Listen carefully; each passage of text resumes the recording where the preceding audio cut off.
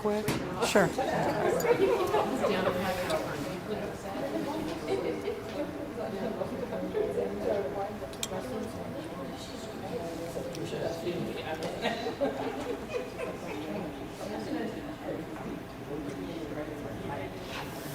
Perfect.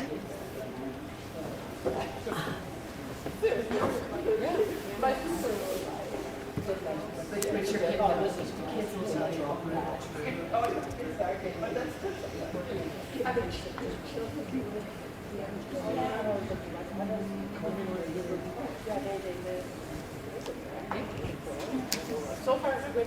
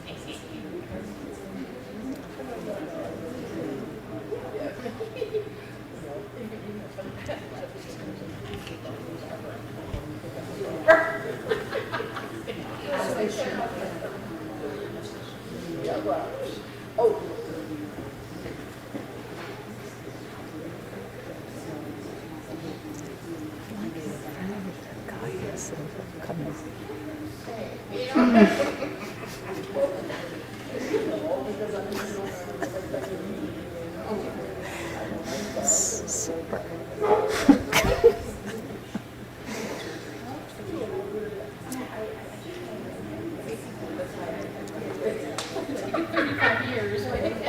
Testing, testing.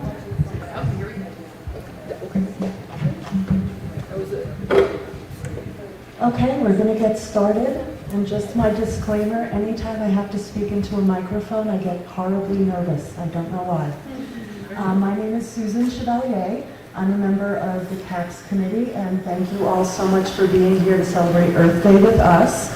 Denver Botanic Gardens School of Botanical Art and Illustration staff, and Arthur Williams from Babylon Floral. Just a reminder, please silence your cell phones.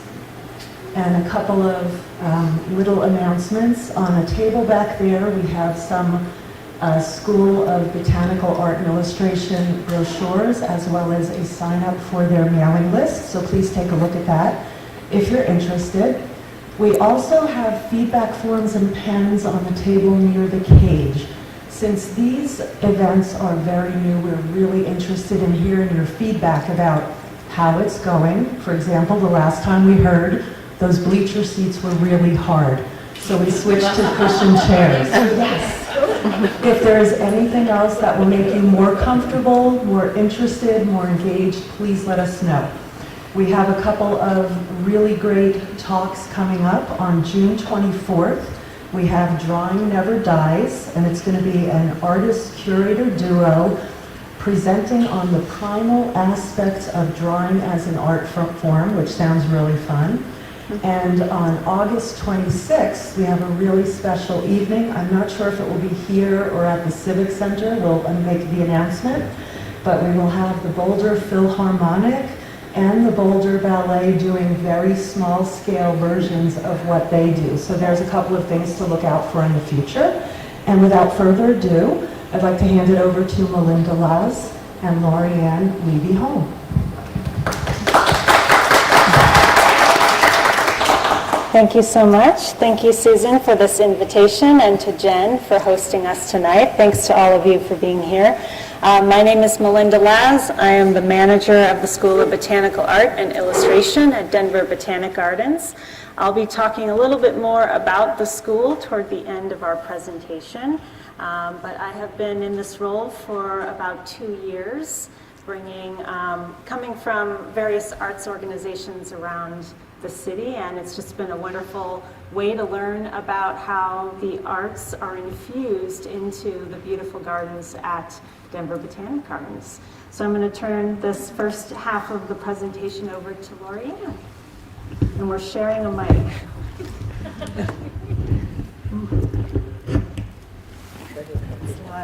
Sorry about that, ladies. It's all good. So I'm Lori Ann. I have been teaching for the School of Botanical Art and Illustration for 4.5 years now, and it's a blast. So I'd love to see any of you or all of you in one of my classes. Teaching is a real passion for me. I am a fine artist, and I am a self-taught botanical illustrator. So if I can learn it, you can learn it. So when we think about botanical illustration, I think we all are aware of this pathway or this connection between ourselves, the natural world, and the plants within our world. Plants feed us, they heal us, they shelter us. So they've always been an integral part of our existence. So when we look back through history, we've been illustrating plants and humans forever. So these are a couple of slides from the interior paintings of the tomb of Nebenam, and they're absolutely stunning. The chroma is so intense, and it's a very thoughtful depiction of that interaction that we have with plants. Or maybe it started in Greece, I don't know. There were many physicians who became skilled at illustrating plants for the use of identification, so that they could use those plants, inform others of these species that would help with the healing process with plants. And then we come to the Renaissance, where there was, after the plague and all of the sort of dark times of medieval history, we had this awakening and a reconnection with life, and the sort of steering away from the religious focus and art within religion, and then exploding into the natural world. And so these are artworks by Leonardo da Vinci, and talk about, I mean, these could be contemporary etchings really, or drawings of plant life in situ, where it's more of a landscape representation of the plant in the natural environment. Then we come to Durer. These are illustrations that are watercolors on vellum. And so vellum is an animal skin that is processed and tanned. And it is the most durable platform, if you will, for art. It's a beautiful, I just took a course recently on painting watercolor on vellum, and it just glides, the medium glides over the surface like you're ice skating. You don't feel that friction of the brush on the paper. So just, if you haven't sort of painted, take my word for it, it's just this luxurious, and it's a little scary for a vegetarian to be working on animal skin, but I didn't allow that to sort of block me from the experience. So I think about those sweet little calves. It's hard. It's really hard. So these are by Albrecht Dürer, and he was a master, obviously, of fine detail. And again, a quote that I found, he said that perfection is found in nature. Humans cannot surpass it. But he tried really hard.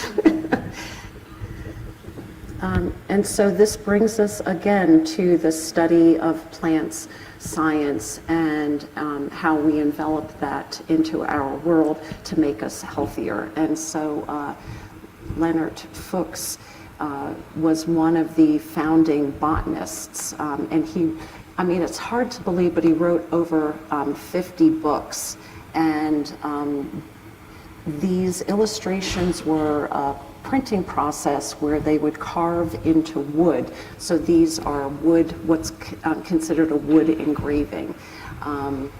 And he really set a standard where people that followed him, there was such a attention to detail, but in terms of the ability for those out in the field to be able to find these particular specimens. So it was a real help beyond the scope of just creating books for the knowledge. I mean, he was able to share this through his books with many. So that's, I'll talk about a few more men, but we're just really going to get into women, okay? Because women were not as recognized as men in the field. And a lot of times when money comes into the prospects of any kind of trade, there's a prioritization of men in the field. And so I'm going to share some of the badass women that were working within botanical illustration. So Maria Marion was she must have been the coolest kid. I used to teach middle school, and I think about like these bright young creatures just lusting for knowledge and not allowing any parameters to sort of keep them in a pocket or, you know, fulfilling expectations. So Maria used to raise caterpillars so that she could study the life cycle. And actually, she ended up illustrating 186 insect species in their plant hosts. She went, as I said, where no woman had gone before. She traveled extensively. She lived in Dutch Guiana. She was assisted with the natives there in her research. And again, she was painting on vellum using watercolor. I don't think that if my daughter was so interested in raising caterpillars and all types of insects, I would have been like incredibly comfortable with that. But I think her mother was more worldly than me. She must have been a really fascinating human because she ended up running away to a commune for 3 years, and her husband eventually divorced her because he wasn't allowed to join the commune, and then unfortunately he met his demise, I believe for treason. So she must have had a really interesting life. She also cultivated her art form by teaching her daughters, and so they were assisting her with research. And aren't those amazing? Seriously amazing. So she actually, David Attenborough has recognized her as contributing so much to the study of entomology. So go women. Here's another fascinating female, Elizabeth Blackwell, not to be confused with the first American woman to receive a medical degree, but Elizabeth Blackwell was the first woman to really receive acclaim for her botanical illustrations. And she was also the first person who was involved in each stage. So the way that publications were produced, the artist would do the rendering, and then they would give it to either a wood engraver, an intaglio engraver, a lithographer, and they would then take that drawing and then create a surface upon which they could pull different prints. But Elizabeth did it from start to finish. So she not only did the research, she not only did the illustrations, but she also created her own engravings and printed them herself. And she and her incarcerated husband published a book together. So that must have been interesting, passing notes through the jail the jail bars. But again, such knowledge and an artful application to this study of different species. Then we come to the 1800s with Redoute. We actually have several prints in the Denver Botanic Gardens collection, and they are lithographs, and they are just extraordinary to look at. And so he flew in high places. He taught art lessons to Marie Antoinette, to Josephine Bonaparte, and the cool thing was, like, you know, he had the in, right, with the high and mighty. And so he was had full run of their gardens and access to all of their specimens. And during this time, there was quite a trade of going on expeditions and then bringing samples from all over the world back to these royalty, and they would plant everything in their gardens. This guy was even illustrating through all of the turmoil happening in Paris. People were getting their heads chopped off, and he's in the gardens still illustrating and creating beautiful art. He's pretty famous for his depiction of roses, and so there's a beautiful book out there. Of course, it's in the Denver Botanic Gardens library, but it's called The Book of Roses, and he was known as the Raphael of flowers. And if you look at his work and sort of recall back on other illustrations, you'll notice that they're more portrait-like. They are not for scientific illustration. They are not for identification. They're just for the beauty, depicting that love of one flower. So most of his illustrations are in this style. Then we come to the Bauer brothers.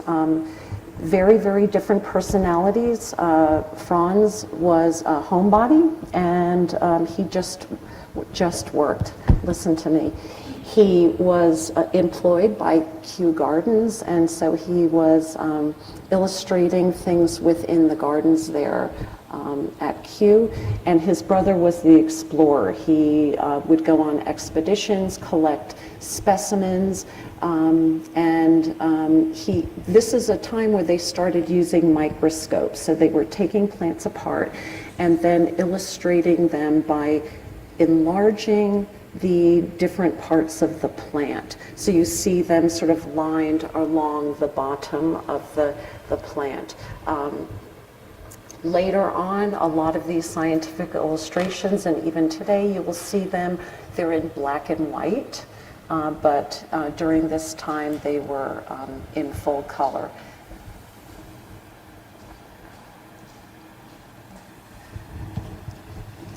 Marianne North was unusual for her time.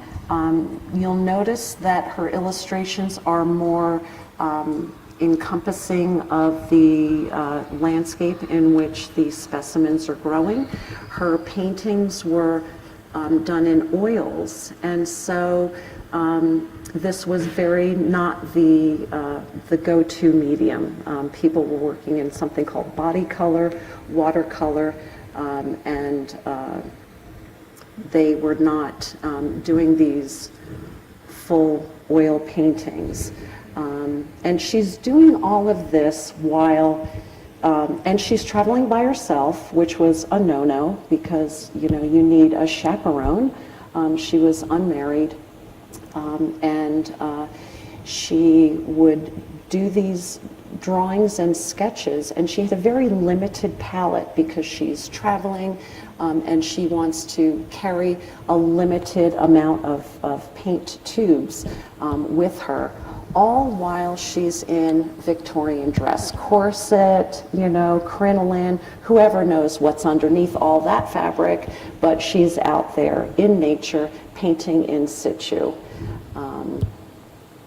And then with funds, and I'm not really sure where that money came from, but she built a gallery for over 800 of her paintings at Kew Gardens, and they're all individually framed. And the interesting thing about it is that some of the paintings didn't fit in the frames, and so you can see on some of the paintings that she'll have maybe 4/5 of the painting, it looks like it's finished, and then she added like a piece at the bottom so it would fit the frame. So this is all, and I've never been there, but that's definitely on the bucket list to go into that gallery and see these paintings.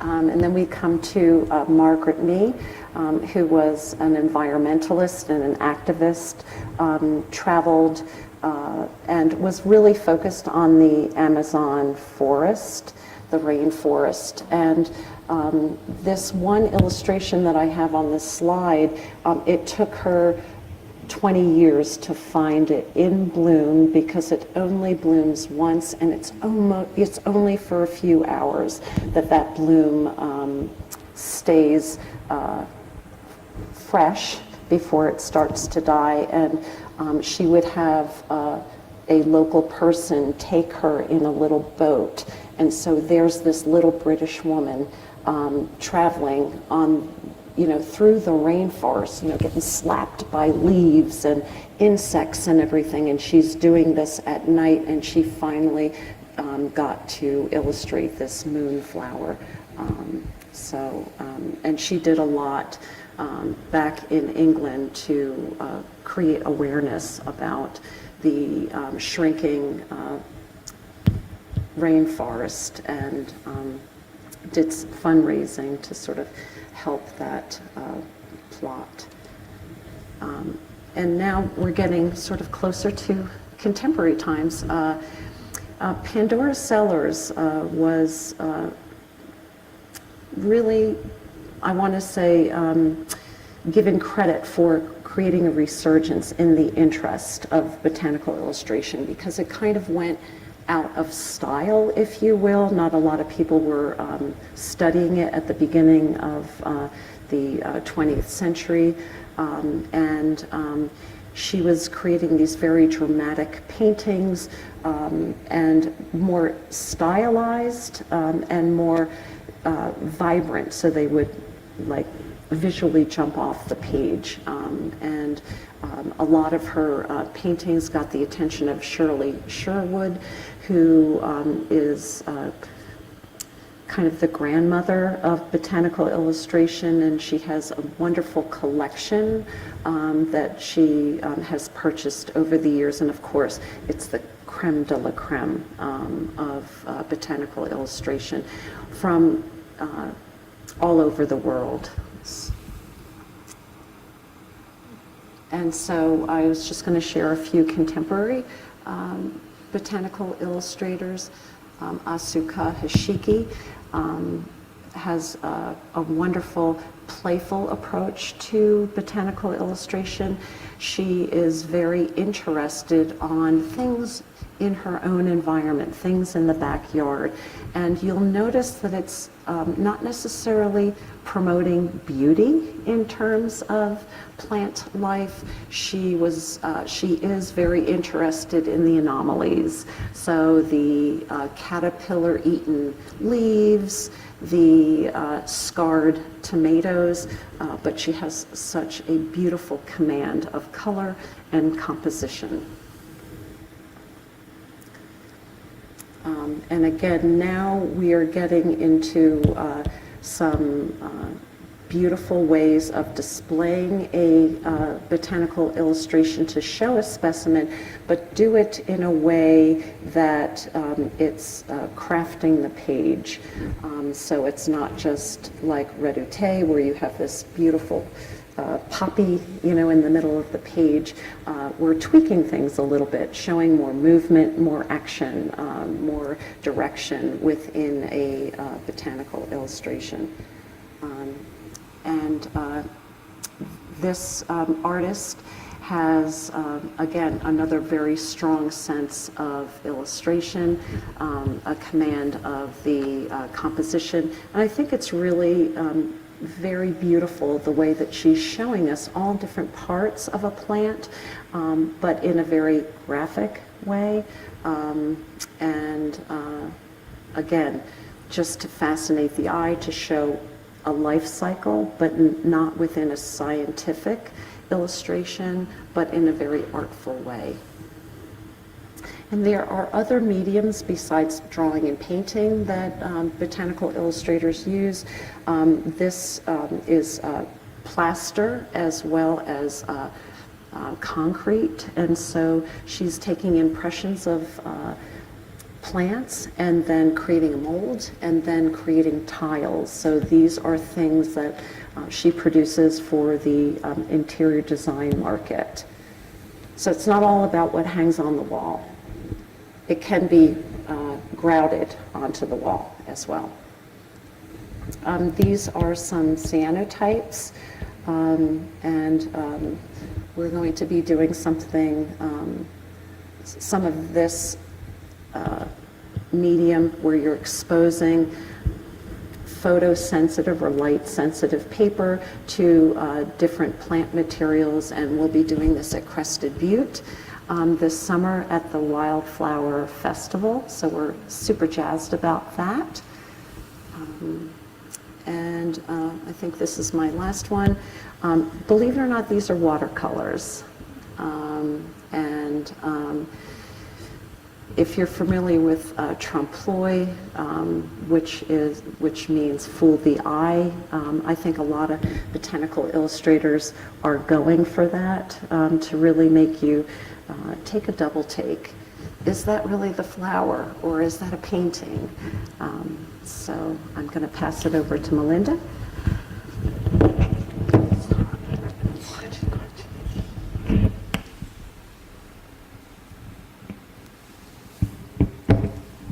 Thank you, Lorianne. I might just hold it. Maybe not. It's a live one.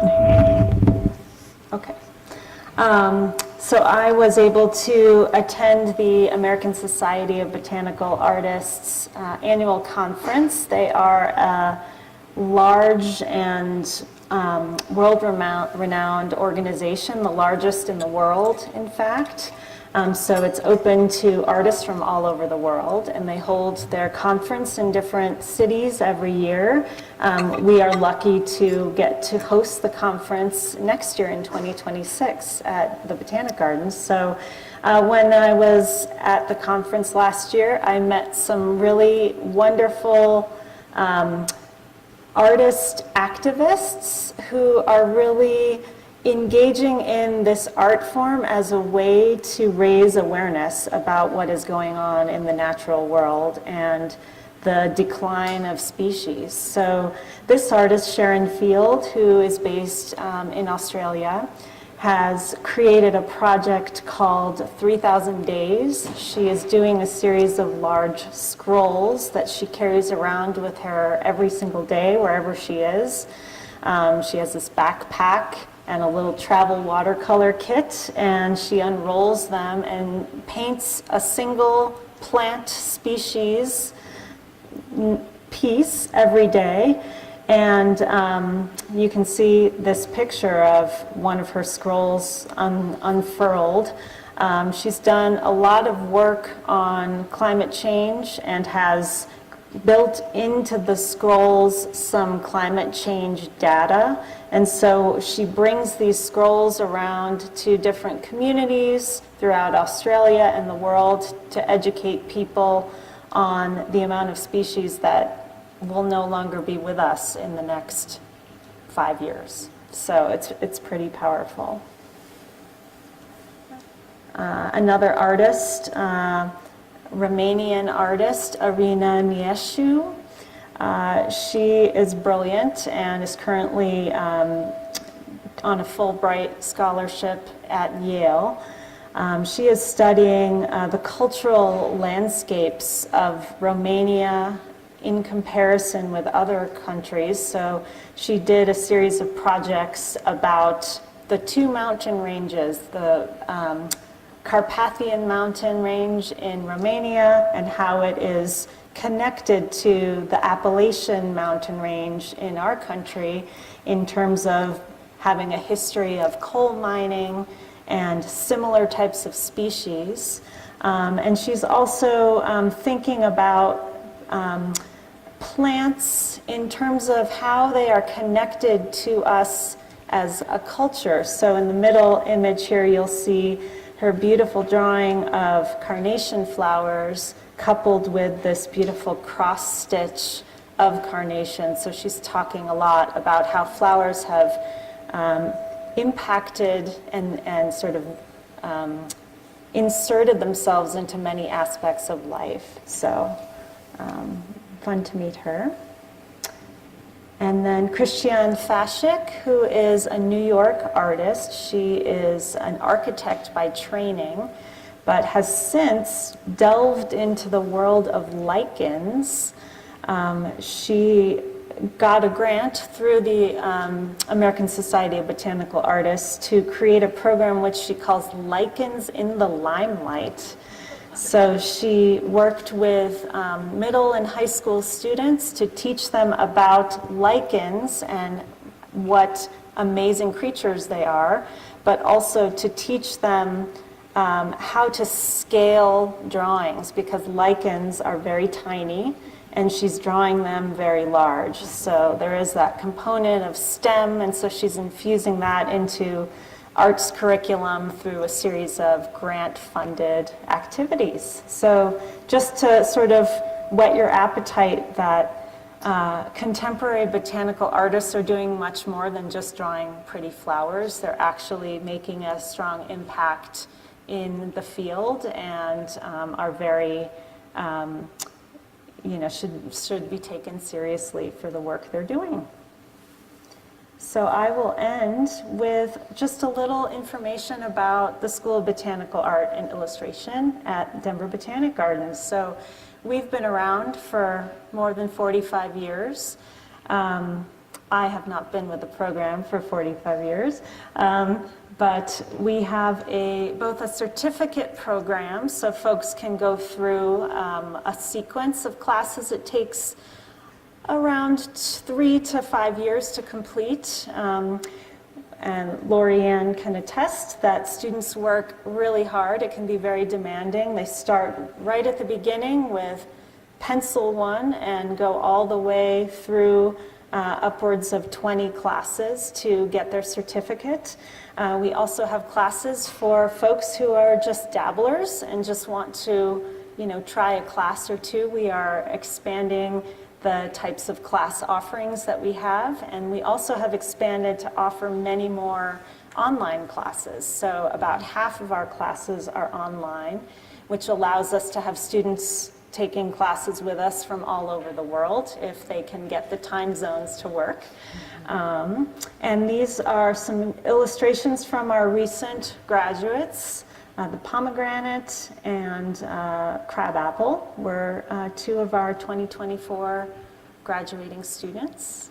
We also have lecture series and special events. So as Susan mentioned at the beginning, I put some catalogs out on the table, and we'll be around at the end to answer questions. So thanks so much for having us.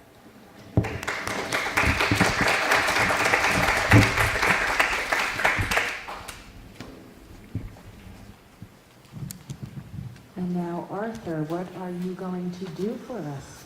Do you have the slideshow? Yes. Okay.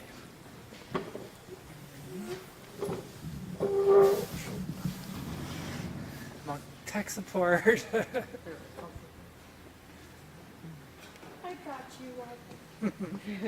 So my name is Arthur Williams. Oh wait, am I on? You're not, I don't know. Am I on now? Can you hear me now? Okay. My name is Arthur Williams. I own Babylon Floral in Denver, Colorado, 20 years now. Apparently, once I can hear my voice, I'm also super nervous.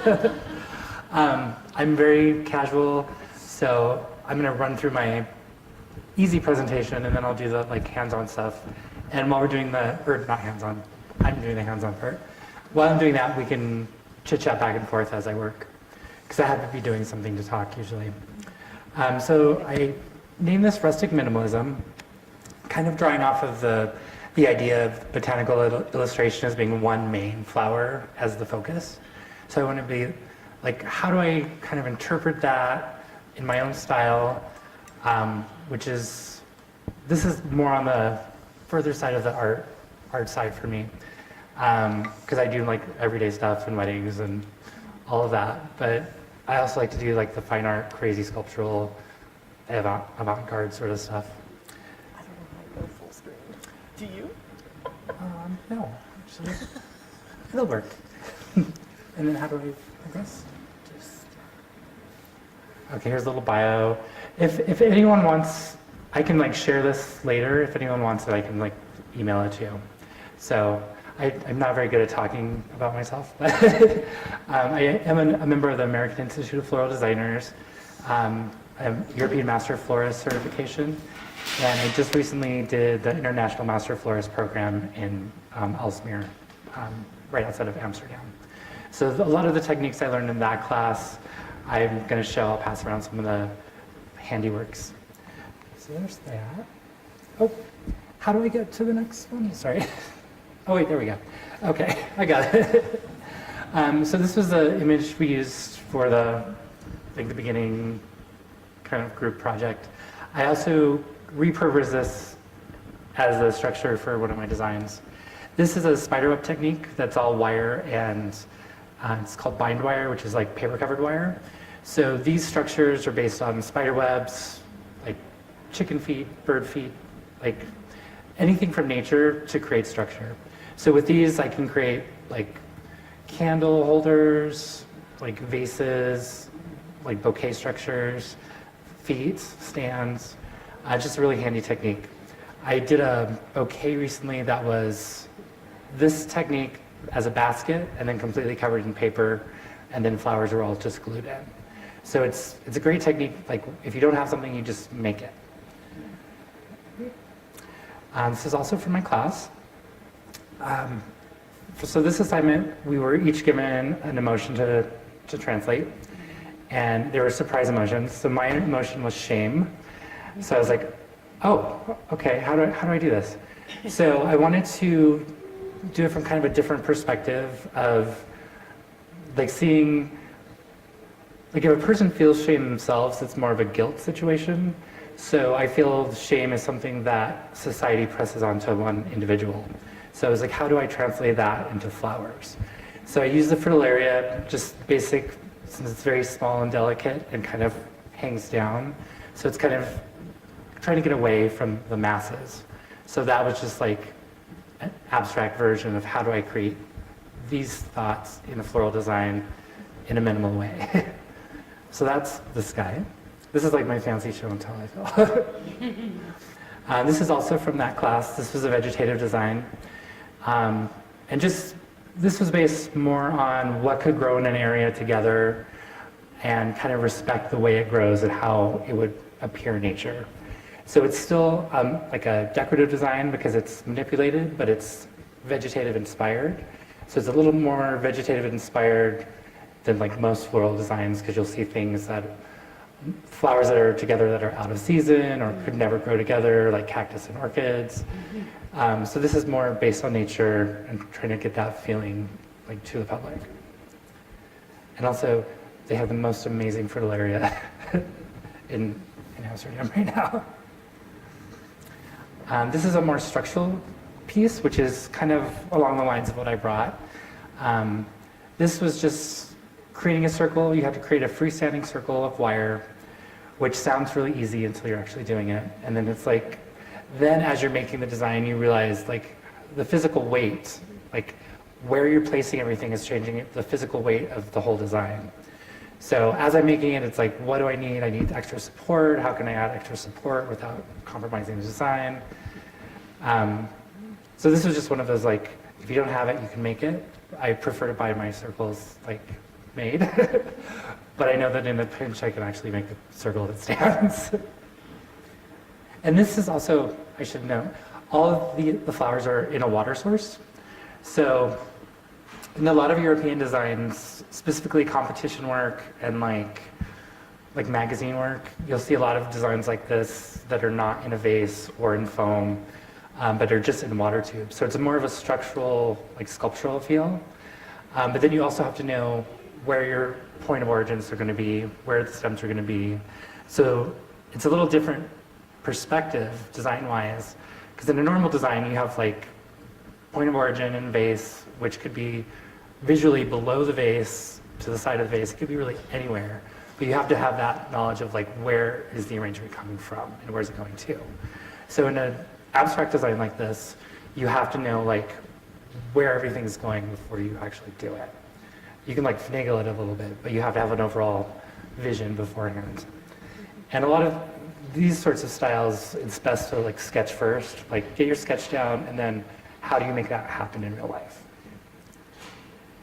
And also, if anyone has any questions, just jump right in. This is just another abstract design. The focus of this design was the line. So I made the line mixed material, like yarn, just to have kind of a man versus nature intertwining through the design. This is all also in water tubes. This guy is actually a hand-tied bouquet that's bound just like a regular like bread bouquet, just in a vase. This is also for my class, which is very handy for this presentation. But this was all just like focusing on, I guess I can't do it. If you see like in the upper corner, there is like a wire structure. So a lot of my work will have like an additional wire, something that looks like a leaf. If you don't have a shape or something you need, you can always create it. So the lines coming down are actually like a raffia or a sisal wrapped wire. So it's like something you could use would be amaranthus, but we didn't have it. So I was like, what can I make to extend the proportion downwards? So I just created my own things to do that with. Another design from the class. This one was focused on color. This is also a hand-tied bouquet. The whole structure is basically like yarn-covered wire, and that defines the shape of the bouquet, and then as you hold it, the flowers go in, kind of defining the shape. So it's a very kind of arcing, hanging design. A lot of things with like European design is like very focused on proportions, like 3-5-8, and then, which is something I had to kind of undo in my mind because I'm so used to working in retail where it's like, I have to make something, it has to be delivered, it has to fit in the car, it has to be easy to deal with. Whereas in European design, it's like, you have to have your proportions right. So if you need something to be like 3 feet tall, it needs to be 3 feet tall, and it can also go down. So it's like the proportion can go from both sides. So I had to really retrain myself into like, okay, don't think about how to get it somewhere. Just make it beautiful in place. This one was part of my exam final, which was like a 6-hour design, like, it was almost like a TV show. It was like everyone, we had a day beforehand to prepare structures and flowers, and then the day of, we had 6 hours to do 4 pieces. And it took every single second to do the 4 pieces. This is also a hand-tied bouquet. This is actually all taped in wire. So this was done in like an old school like manner where each flower is cut short, wired and taped. So you create new stems out of wires, which are thinner and lighter. You can get the same feel as a hand-tied, but it's like, I would say like a quarter of the weight. So you can create a really large bouquet that's very light to hold. If you condition your flowers properly, like in a hydration chamber, which is just basically misting them, covering them in plastic in a cooler overnight, the petals will actually absorb the water and hold up for like days out of water. So it's all about like what can your materials do, how can you treat them to do what you need them to do, and then creating them together. Is there any questions? This is also from my class. This was an all organic design. No metal, no wires. There's wax-coated hemp to tie the little stick structures together. But everything else is drilled through the bamboo with like a accessory free-floating scaffold structure, and then the flowers go through that. As you add to it, it becomes more stable. So everything's just in a very low dish of water. All organic designs are really hard because we get so used to like everything we do now. Like I have wires and wire covered paper and glues and glue dots. So to translate this into all natural, like it sounds easy, but then it's like once you're into it, it's like, oh, it's not as quick and fast and easy as all the other techniques. So it's a good thing to know, especially since we're going more towards sustainability in the industry. The floral foams that have been available are horrible. They're actually moving more towards organic.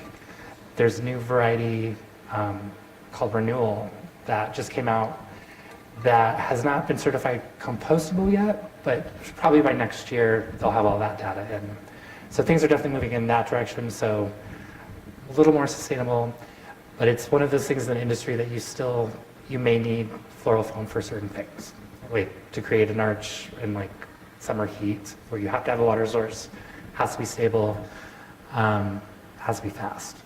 So it's like a lot of what I do is like what techniques work where and how to do it based on like time and temperature and flower choices.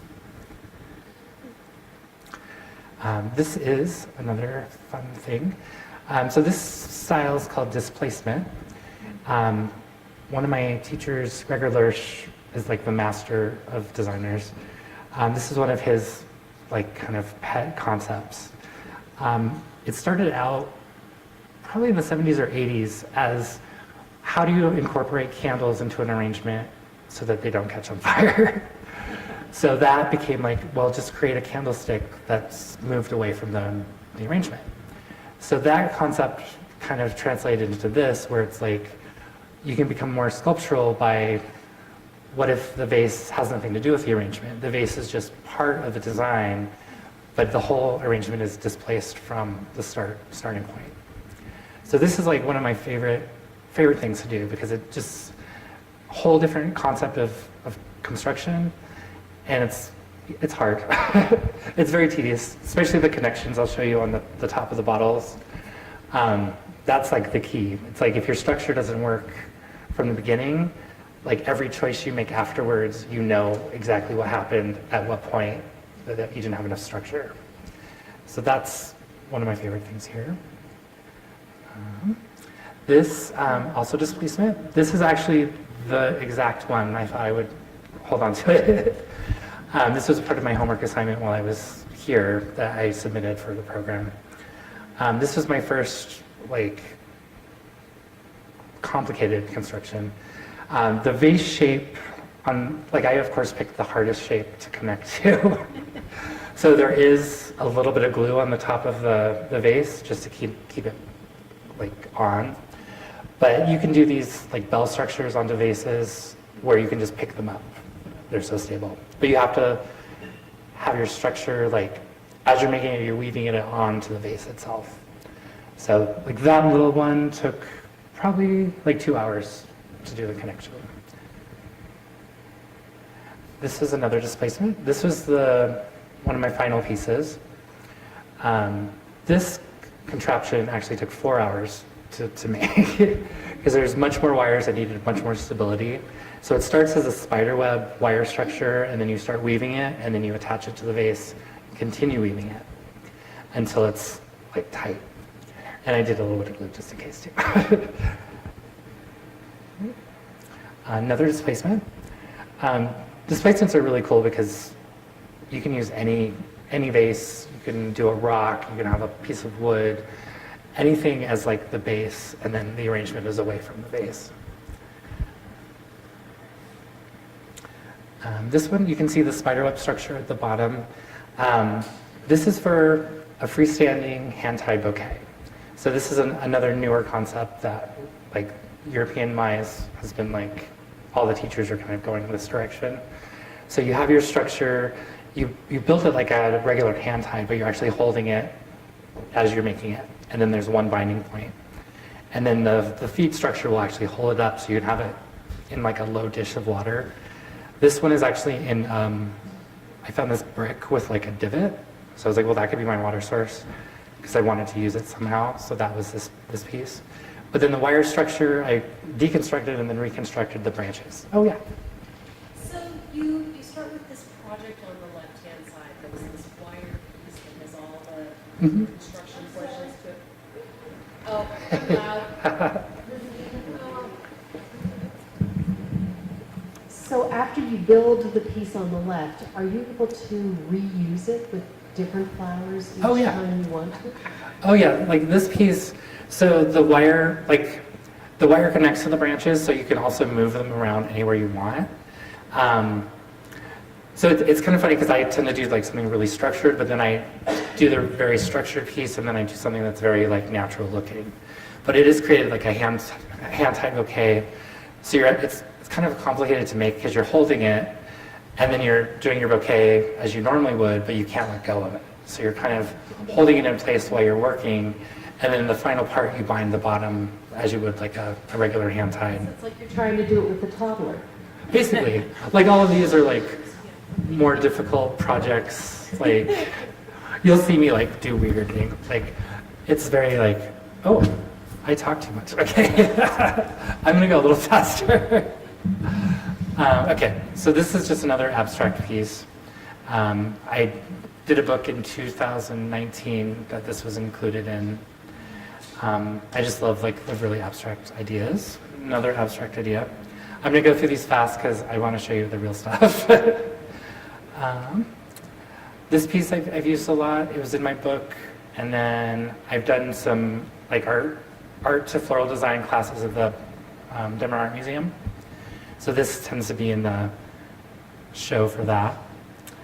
Another constructed piece, nails and clay and water tubes.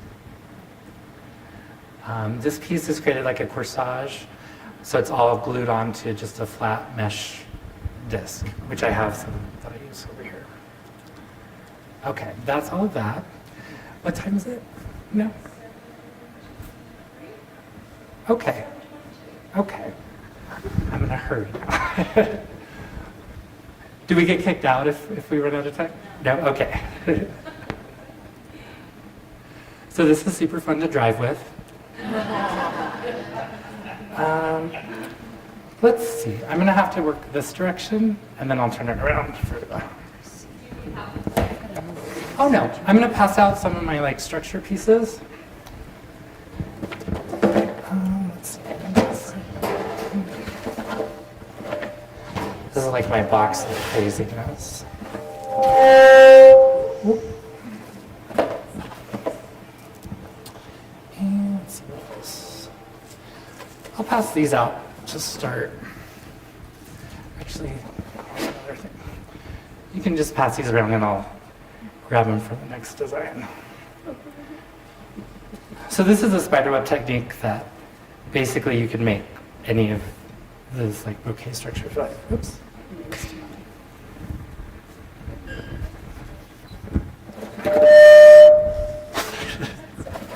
Actually, is that gonna work? Apparently you can't lean over with it.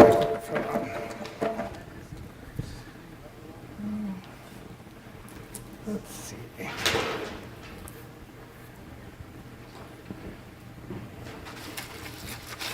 So this is the part where definitely ask me questions while I'm working. If you have a question, just raise your hand and we'll bring a mic to you.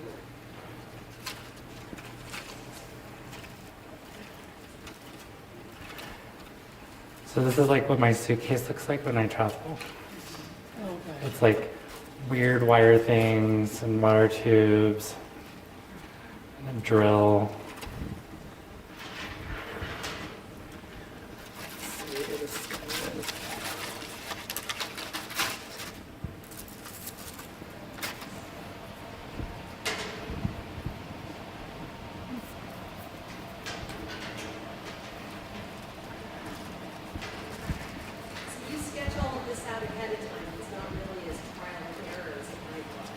Yeah, that for this kind of designing, it's a lot easier because generally I just kind of like respond to the last thing I do.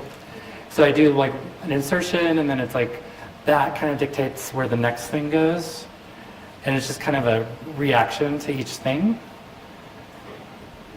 And now I've gotten so used to like it's kind of like autopilot for me. So those are like super fast designs.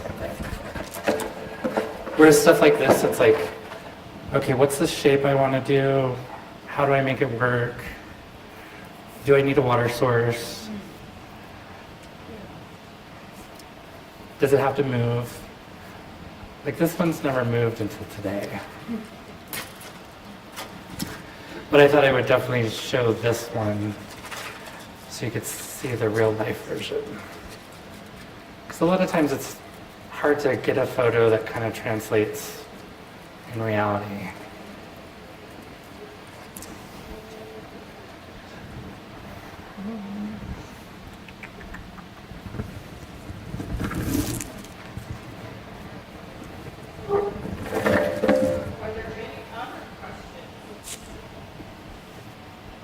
Yeah. And if anyone wants to come up closer too, that's a good thing. Yeah, with the water supply for the flowers, I was looking at your designs and I couldn't really see where they were getting it, so you hid them well. But so you are going for some, lastingness of things, and so you give the flowers some water. I can see the tubes here. I couldn't see it in your design, but everybody has a water supply. But you also mentioned there was some that can go without. Or? Yeah, it just depends on what it's for. Like I do a lot of like headpieces, kind of like crazy fashion stuff. So a lot of times I'll do stuff like with calla lilies and orchids and tropicals that don't really need a water source. So you have like 4 or 5 hours, everything's good. Or I design in a way where things can dry, and just that's the goal, to let them do their thing. Let's see.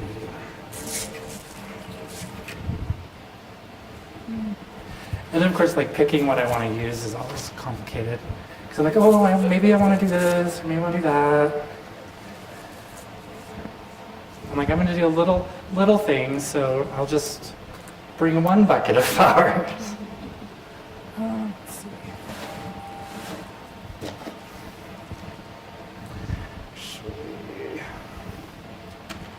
There are plenty of seats on the front row if you want to see better. Anyone? I'm all, don't be afraid. What's fun is like watching the slideshow of the other stuff, to see like all the flowers that I use or want to use like have always been popular and amazing and like inspiring for people. So I think part of my goal is basically to try to create the feeling that I have with flowers and share that with people. Because I'm around them every day, and every day it's like new and exciting. And not to take away from the detail of what you're doing, but I'm curious of your origin, like, what age you were first interested, and just a quick journey through your journey. So I grew up like by Cotopaxi, Colorado, and then over on the western slope in Paonia. And my family's always been like farmer ranchers.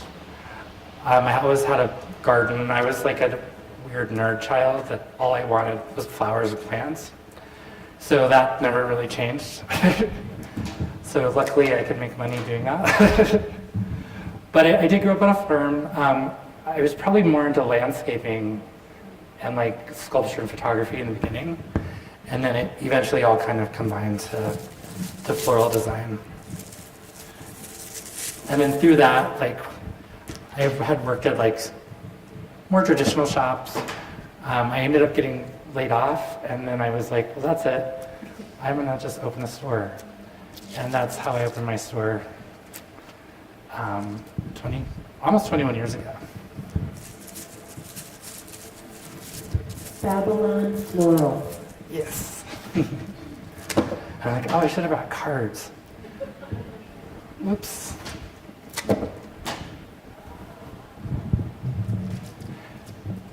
What's the largest piece you've ever made? So I've done a big outdoor piece at the Denver Art Museum in the old courtyard. That was like, probably like 15 feet tall, and about the same width. That was just built into the ground. And then I've done a competition in Japan that the biggest piece was also like 15 feet tall by 9 feet long. And those are like enormous like sculptural pieces. The same sort of general vibe, heavy structure, and then I kind of view like the man-made components are very rough and kind of primitive, and then the flowers are the perfection element.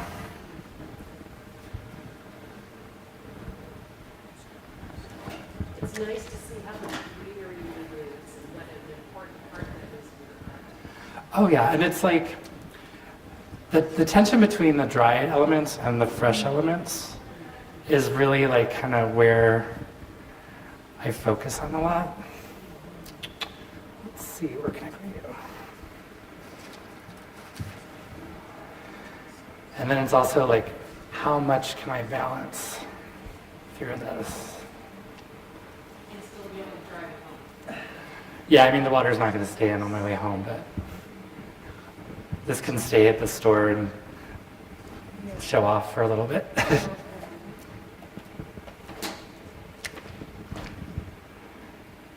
Let's see. But basically, everything becomes part of the structure and the design. And every time I make this, it's different.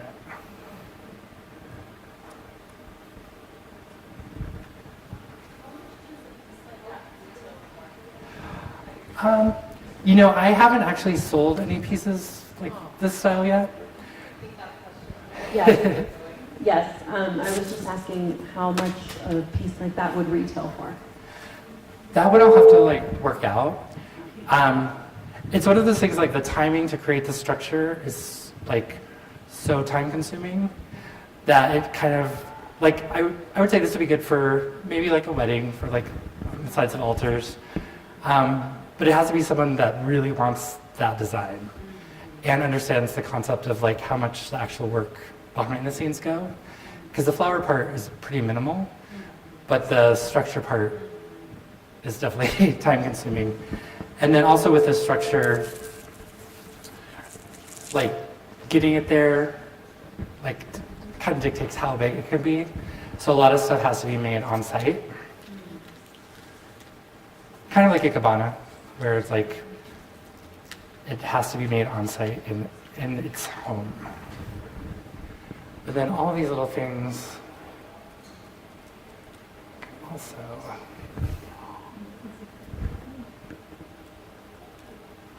So it's like I don't have something like this shape, but I can create it.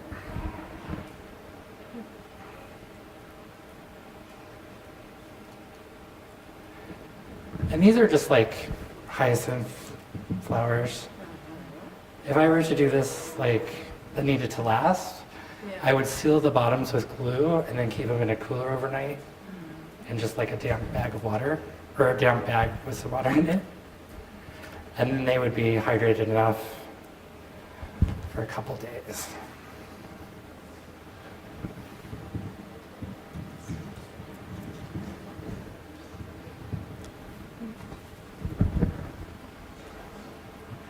I think the last presentation I did at the Botanic Gardens went over like a long time. It was like 45 minutes over. So I'll try to contain myself. I'm like, everyone is being held hostage here until I'm done.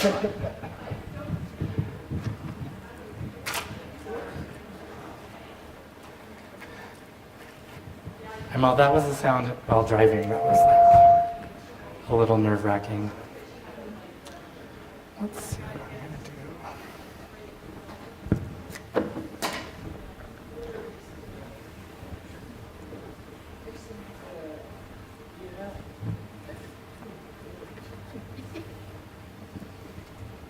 What is that?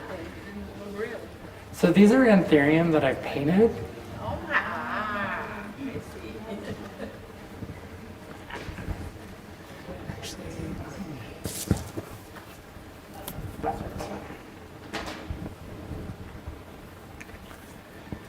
this is where it becomes like a contortionist act.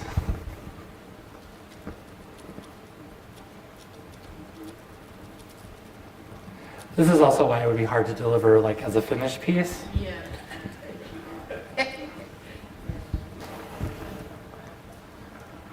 Like I can make it possible.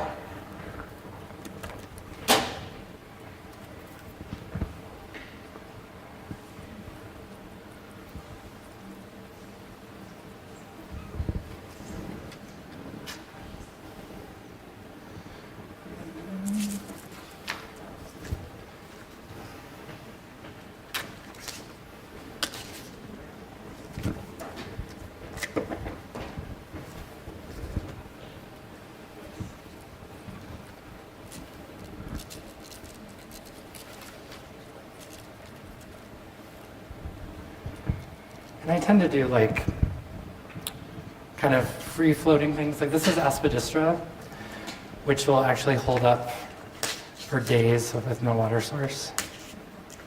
And you can kind of make it into different shapes pretty easily. But I tend to leave the stems kind of free floating. And then I want to have some dialogue from the heavier area back to the base.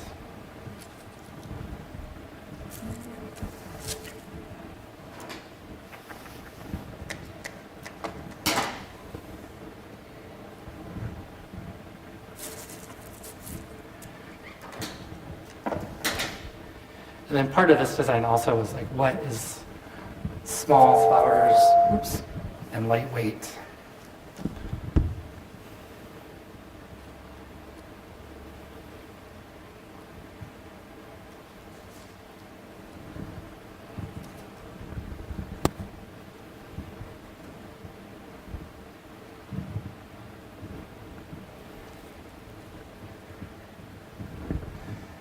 Okay, I'm going to call this one done for now.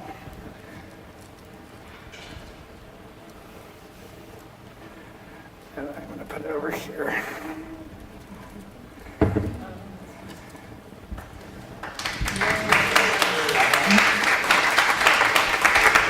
It needs like one more thing. It's like we don't have empty water tubes. There we go. Okay.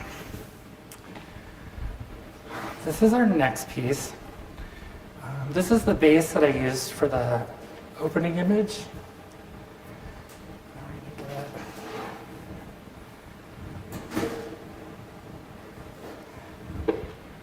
This one, I'm going to have to work with 4.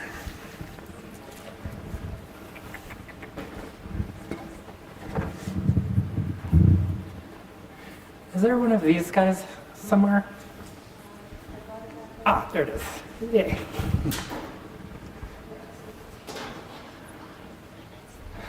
Okay. I'm like, oh yeah, 5 minutes. This is what weddings feel like. It's like, oh, just finish the thing on the mantle real quick before anyone gets here.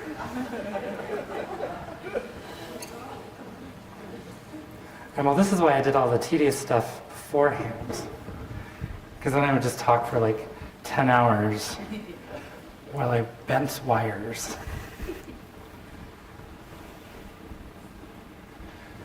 But also this kind of way of designing, you don't really have time to like overthink it.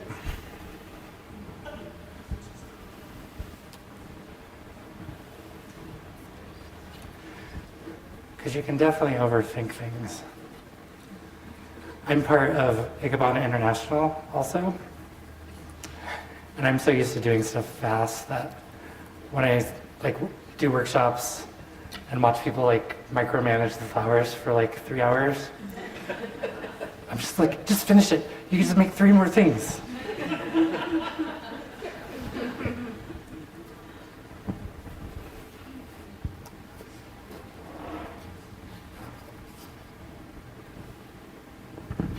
So this is kind of like the technique that the candle situation happened from.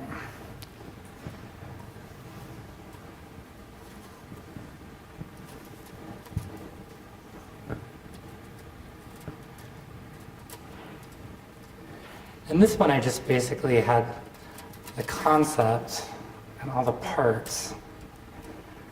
So I was like, how do I make this work?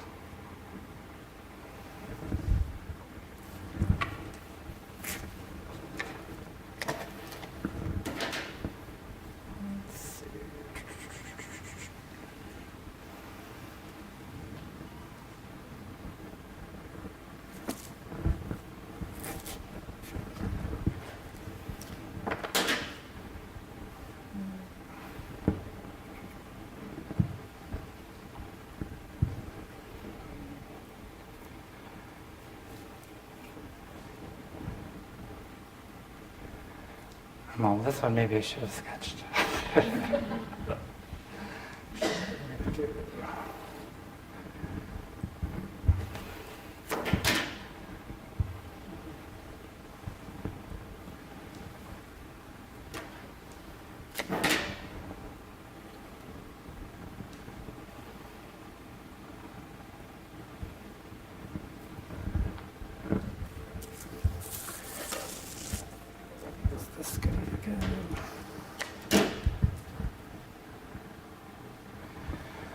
Well, that's my official term for that. It's a goodie.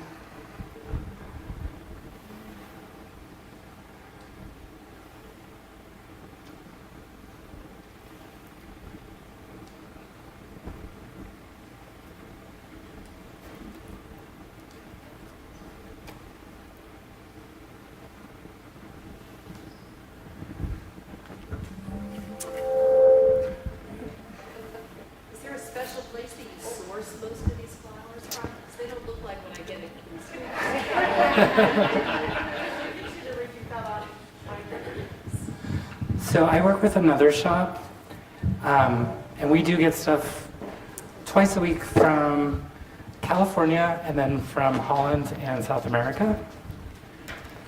And then I do get a few things local, but I used to have a local farmer that's kind of retired at this point. That was amazing because he had lots of branches. Like, I use a ton of branches.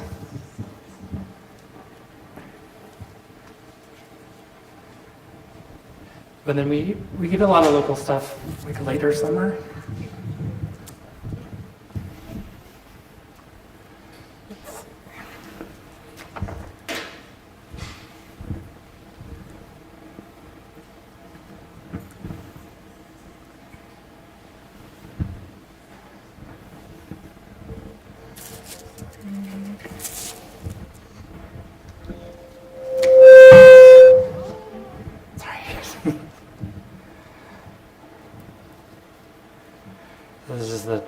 material that doesn't really need anything. And I don't really need this.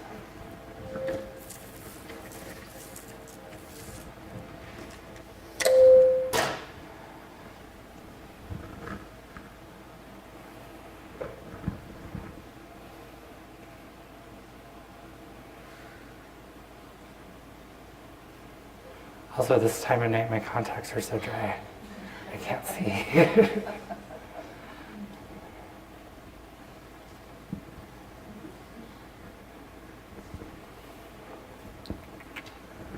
I'm almost done. I always try to bring extra pieces in case I need extra structure. This guy needs a little extra help.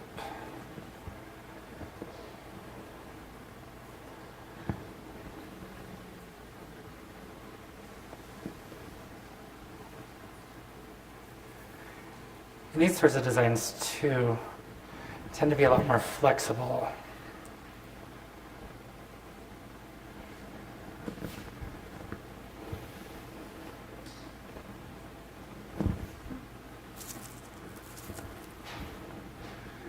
Yeah, I think we're going to call this guy done too.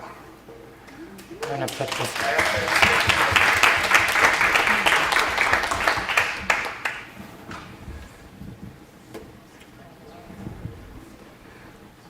So I think there's only like maybe 6 water tubes in that piece.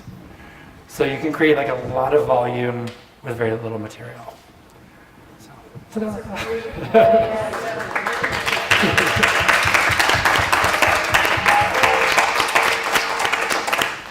Well, thank you so much for spending time with us tonight. I hope you enjoyed. Please take a closer look at Arthur's beautiful creations. Chat with Lori Ann and Melinda, and hopefully we'll see you in June. Oh yes, reminder about those questionnaires. They are on the back table. We would love to hear your feedback. And obviously you come to me for the tickets if you signed up.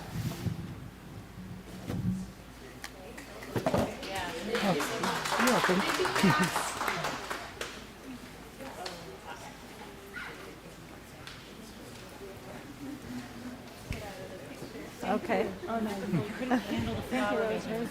I know. Oh, absolutely. They're not really meant for anything but Sitting. hello, how are you? Yeah. Especially when They are of karaoke. course. We have to stand strong together. I know. I was out there. Thank you.